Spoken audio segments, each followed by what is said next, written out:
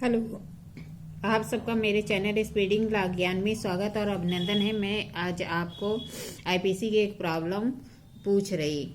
अगर आपको इसका उत्तर पता है तो इनबॉक्स में जाकर टाइप करिए और नहीं पता है तो मेरी पूरी वीडियो वॉच कर लीजिए। आ की घड़ी चुरा ली गई थी। उसने चोरी के 2 दिन बाद चोर बा को घड़ी के साथ देखा। आ ने उसे ब से छीनने का प्रयास किया। दोनों में द्वंद्व के कारण अ ने ब के हाथ तोड़ दिए। क्या अ ने किसी अपराध का दोषी है? मतलब क्या कह रहा है कि अ की घड़ी चुरा ली गई थी। उसने चोरी के 2 दिन बाद ब को घड़ी के साथ देखा और उसे घड़ी छीनने का प्रयास किया, जिसमें दोनों के बीच लड़ाई हुई और अ ने ब का हाथ तोड़ दिया। यहाँ पे अ ने कौन सा अपराध कार्य किया? प्रस्तुत समस्या 105 से संबंधित है। आईपीसी की धारा 105 में उल्लिखित है कि प्राइवेट प्रतिरक्षा का अधिकार कब प्रारंभ होता है और कब तक बना रहता है। प्रस्तुत मामला चोरी से संबंधित है। इसके बारे में उल्लिखित है कि क्या कह रहा है कि जो ये समस्या है 105 से संबंधित है। 105 क्या कहती है? प्राइवेट प्रतिरक्षा के अधिकार में कब प्रारंभ होता है और कब तक बना रहता है। और चूंकि यह मामला चोरी से संबंधित है तो कहता है कि संपत्ति की प्राइवेट प्रतिरक्षा का अधिकार तब प्रारंभ होता है जब संपत्ति के संकट की युक्त आशंका प्रारंभ होती है। यह कह रहा है कि चोरी के मामले में प्राइवेट प्रतिरक्षा का अधिकार तब प्रारंभ होता है जब संपत्ति के संकट की युक्त आशंका प्रारंभ होती है। संपत्ति की प्राइवेट प्रतिरक्षा का अधिकार चोरी के विरुद्ध अपराधी के संपत्ति सहित पहुंच के बाहर हो जाने अथवा या तो लोक प्राधिकारी जो लोक पब्लिक ऑफिसर है की सहायता अभिप्राप्त कर लेने या संपत्ति पुनरुद्धार रिकवरी हो जाने के तक बना रहता है। मतलब क्या कह रहा है कि चोरी के मामले में प्राइवेट प्रतिरक्षा का अधिकार 3 परिस्थितियां दी गई हैं। या तो संपत्ति सहित पहुंच के बाहर हो जाने अथवा जो पब्लिक ऑफिसर है उसकी सहायता प्राप्त कर लेने या संपत्ति की रिकवरी हो जाने तक बना रहता है। प्रस्तुत समस्या में अ की घड़ी चुरा ली गई थी। उसने चोरी के 2 दिन के बाद ब को घड़ी के साथ देखा। अ ने उसे ब से छीनने का प्रयास किया। दोनों के बीच द्वंद्व के कारण अ ब का हाथ तोड़ दिया। प्रस्तुत मामले में महत्वपूर्ण प्रश्न यह है कि क्या चोरी हो जाने के 2 दिन तक अ की प्राइवेट प्रतिरक्षा का अधिकार बना रहा? यहाँ धारा 105 में जो शब्द प्रयोग किया गया है वह यह है कि अपराधी को संपत्ति सहित पहुंच के बाहर हो जाने या संपत्ति की पुनः प्राप्ति तक ही अधिकार बना रहता है। किसी अपराधी के बारे में तब यह समझा जाएगा कि वह स्थान छोड़ चला जाता है जब वह एक बार भाग निकलता है और तुरंत उसका पीछा नहीं किया जाता। मतलब क्या कह रहा है कि 105 में कहता है कि या तो कह रहा है कि प्राइवेट प्रतिरक्षा का अधिकार में यह शब्द प्रयोग किया गया है कि अपराधी संपत्ति सहित पहुंच के बाहर होने तक या संपत्ति की पुनः प्राप्ति तक ही अधिकार रहता है। फिर कह रहा है कि अपराधी के बारे में यह समझा जाएगा कि जब एक बार वह स्थान छोड़ देता है तो वह पहुंच के बाहर हो गया, अगर तुरंत ही उसका पीछा नहीं किया जाता। एक केस आई थी अमर सिंह AIR 1968 की थी, 1968 की। न्यायालय ने यह अभिकथित किया कि जिस प्रत्युद्धरण को यह धारा ध्यान में रखती है वह ऐसा प्रत्युद्धरण प्रतीक होता है जो तुरंत प्रभावी होता है या तो अपराधी ने अपने अंतिम रूप से स्थान छोड़ने के पूर्व कर लिया है जाता है। मतलब क्या कह रहा है? जिस प्रत्युद्धरण की बात करता है इसमें वह उस प्रत्युद्धरण का प्रतीक होता है कि जो तुरंत प्रभावी होता है या अपराधी को अंतिम रूप से स्थान छोड़ने के पूर्व किया जाता है।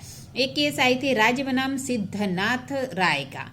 यह इम्पोर्टेंट केस है जिसमें कि AIR 1959 का केस था। इलाहाबाद उच्च न्यायालय ने अब निर्धारित किया कि एक लंबी अवधि के पश्चात चोरी की गई संपत्ति को पुनः कब्जे में लेना कितना भी न्यायसंगत क्यों न हो, संपत्ति से संबंधित जो युक्त प्रतिरक्षा के अधिकार का प्रयोग नहीं माना जा सकता। क्या कह रहा है? इलाहाबाद उच्च न्यायालय ने अभिकथित किया कि लंबी अवधि के पश्चात चोरी की गई संपत्ति को पुनः कब्जे में लेना कितना भी न्यायसंगत क्यों न हो, संपत्ति से संबंधित किसी भी युक्त प्रतिरक्षा का अधिकार का प्रयोग नहीं माना जा सकता।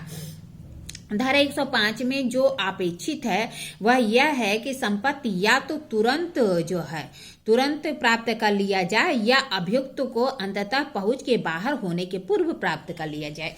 मतलब क्या है? कह रहा है 105 में प्रयुक्त की गया शब्द में यह अपेक्षित है कि संपत्ति या तो तुरंत प्राप्त कर लिया जाए या फिर अभियुक्त को अंततः पहुंच के बाहर होने के पूर्व प्राप्त कर लिया जाए। अतः अपराधी की संपत्ति सहित पहुंच के बाहर हो जाना या संपत्ति को पुनः प्राप्ति यदि एक ही संव्यवहार हो तभी संपत्ति की प्राइवेट प्रतिरक्षा का अधिकार बना रहता है। मतलब क्या कह रहा है कि यदि अपराधी की संपत्ति सहित पहुंच के बाहर हो जाना या संपत्ति को पुनः प्राप्ति यदि एक ही संव्यवहार है तो कह रहा है कि प्राइवेट प्रतिरक्षा का अधिकार बना रहता है। प्रस्तुत मामले में अ ने चोरी के 2 दिन बाद ब को चुराई गई घड़ी के साथ देखता है और यह नहीं कहा जा सकता कि उसकी जो प्राइवेट प्रतिरक्षा का अधिकार है वह जीवित हो गया, क्योंकि जैसे ही घड़ी ब लेकर अ की पहुंच के बाहर हो गया था, प्राइवेट प्रतिरक्षा का अधिकार समाप्त हो जाता है। मतलब कह रहा है कि 2 दिन बाद अगर वो अ ब को घड़ी सही देखता है तो यह नहीं कहा जा सकता कि उसकी जो प्राइवेट प्रतिरक्षा का अधिकार है वह जो है सेल्फ डिफेंस का अधिकार पुनर्जीवित हो गया, क्योंकि जैसे ही जो ब है घड़ी से बाहर हो जाता है उसके पहुंच के, वह मान लिया जाएगा प्राइवेट प्रतिरक्षा का अधिकार समाप्त हो गया है। एक केस आई थी कौन सी, यद्यपि जो एक केस आई थी जराह बनाम सूरती राम की, कहा गया था इसके वे तथ्य जो ऐसे ही तथ्य थे कि जिसमें कि घड़ी चोरी की गई थी और चोर बा को कुछ दिन के बाद देखा गया, बल प्रयोग कर उसे घड़ी छीन लिया। निर्णित किया गया था कि अ की प्राइवेट प्रतिरक्षा का अधिकार था और किंतु लोक ऑफिसर की सहायता प्राप्त करना चाहिए था। क्या कह रहा है कि जो जराह बनाम सूरती राम का मामला था, इसके तथ्य इस केस से संबंधित थे।